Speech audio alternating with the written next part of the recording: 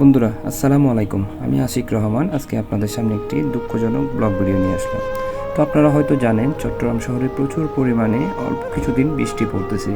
এই বৃষ্টিপাতে আসলে প্রচুর জায়গায় বিভিন্ন জায়গায় পানি উঠে গিয়েছে, হয়তো আপনারা সেটা জানেন। তো বেশ করে কয়েকদিন পরে আমাদের পার্শ্ববর্তী দেশ ভারতের ত্রিপুরা যে রাজ্য আছে, সেখানে আসলে একটি ড্যাম আছে, বেড়িবাঁধ আছে।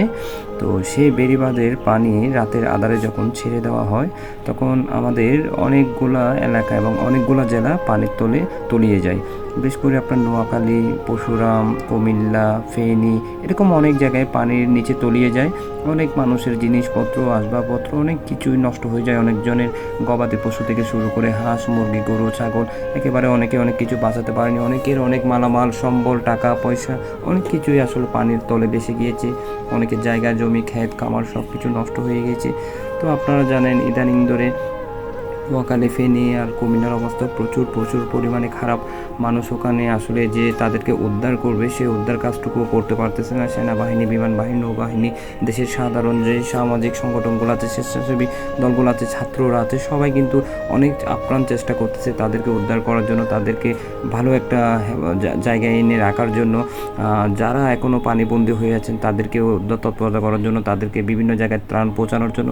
আপনারা অনেকেই জানেন অসংখ্য ত্রাণ আসলে বিভিন্ন জায়গা থেকে দেওয়া হচ্ছে, বেশ করে সরকারিভাবে বা বেসরকারিভাবে বা বিভিন্ন এনজিও সংস্থা বা ছাত্ররা, যারা বাসাবাড়ির সাধারণ মানুষ আছেন, রিক্সাওয়ালা থেকে শুরু করে ভিক্ষুক, একদম কৃষিকাজ থেকে শুরু করে একদম সব ধরনের মানুষই আসলে এগিয়ে এসেছেন, এইসব মানুষদের পাশে এসে দাঁড়িয়েছেন। বেশ করে আমাদের প্রবাসী ভাইরাও এসেছেন, তারা প্রচুর পরিমাণে অর্থ দিচ্ছেন বিভিন্ন নাম্বারে, বিভিন্ন সংস্থার মাধ্যমে। প্রচুর পরিমাণে আসলে অসংখ্য ত্রাণ জমা হয়েছে, বাট ত্রাণগুলো কিন্তু তাদের কাছে পৌঁছানো যাচ্ছে না, কারণ এমনভাবে পানি হয়েছে যে আপনার প্রায় মাথার উপর, প্রায় একতলা বিল্ডিং ডুবে গিয়ে আপনার 2 তলার কাছাকাছি পানি। তাহলে বুঝতেই পারছেন কতটুকু পানি হয়েছে।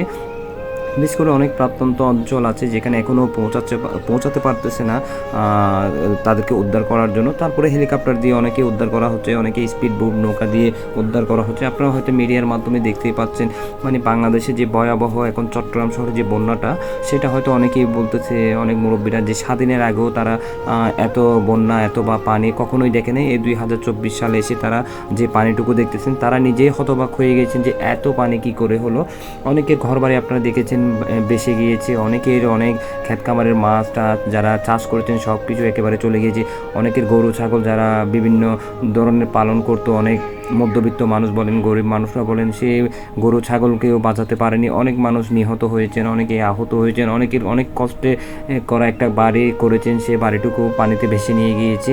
আসলে আপনারা তো জানেন ভারতের যে ত্রিপুরা ড্যামটা আছে, সেটি ছেড়ে দেওয়াতে আসলে আমাদের এইসব এলাকায়, এইসব জেলাতে আসলে প্রচুর পরিমাণে বন্যা দেখা দিয়েছে। বিশেষ করে এটি আসলে বলেই তারা আসলে পানিগুলো ছাড়েনি, যেহেতু না বলেই রাতের আধারে পানিগুলো ছেড়ে দিয়েছে, যার কারণে আসলে আমাদের এই সমস্যাটা দেখা দিয়েছে। এটা আমাদের সকলকে ফেস করতে হচ্ছে। ইনশাল্লাহ তো সবাই এগিয়ে এসেছে। আসলে আমাদের বাংলাদেশের মানুষ দেখিয়ে দিয়েছে যে যেখানে কোনো বিপদ হবে সবাই একসাথে একযোগে কাজ করবে। এটাই আসলে বাংলাদেশের মধ্যে প্রথম, যে বাংলাদেশের সব থেকে সাধারণ মানুষ থেকে শুরু করে একদম ভিক্ষুক থেকে শুরু করে রিক্সাওয়ালা থেকে সবাই আসলে প্রচুর পরিমাণে হেল্প করতেছে। তো আসলে ওইটার পাশাপাশি আমরা যেখানে চট্টগ্রাম শহরে থাকি, আমাদের এখানে প্রচুর পরিমাণে বৃষ্টি হয়েছিল, তবে তেমন পানি ওঠেনি। যেহেতু যখন ত্রিপুরার ড্যামটি ছাড়া হয়েছে, যখন আপনার ফেনী, নোয়াখালী, কুমিল্লা একেবারে পানির তলে তলিয়ে গেছে, সেখানের প্রভাবটা কিন্তু আমাদের চট্টগ্রাম শহরে এসে পড়েছে।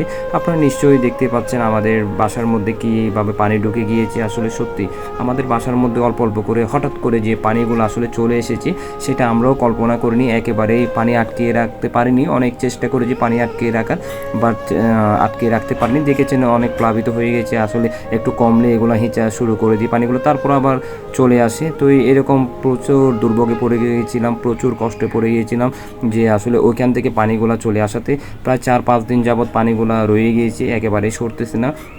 একটু টানলে আবার চলে আসতেছে পানিগুলো। প্রচুর কষ্ট হচ্ছে আমাদের সকলের, যারা আমরা নিচ তলায় থাকি। আর যারা দ্বিতীয় তলা, তৃতীয় তলা আছে, তাদের তেমন কষ্ট হচ্ছে না, তারা হয়তো ওখানে থাকতেই পারতেছে। তো দেখতেই পাচ্ছেন আসলে কী রকম যে পানিগুলো ঢুকতেছে বা কী রকম যে পানিগুলো এসেছে। তো আপনারা অনেক জায়গায় বন্যা হচ্ছে, অনেক জায়গায় অনেক ক্ষয়ক্ষতি হয়েছে। তো আপনারা সবাই সবার পাশে থাকবেন, এগিয়ে আসবেন, আল্লাহর কাছে দোয়া করবেন যেন সবাই হেফাজতে থাকে, ভালো থাকে। তো আমরাও দোয়া করি সবাই যেন আল্লাহ সবাইকে ভালো রাখেন। তো সবাই সবার পাশে থাকবেন, পাড়া পাড়া প্রতিবেশী যারা আপনার প্রতিবেশী আছে তাদের খেয়াল রাখবেন। তো ভালো থাকবেন, সুস্থ থাকবেন সবাই। ধন্যবাদ সকলকে। আসসালামু আলাইকুম।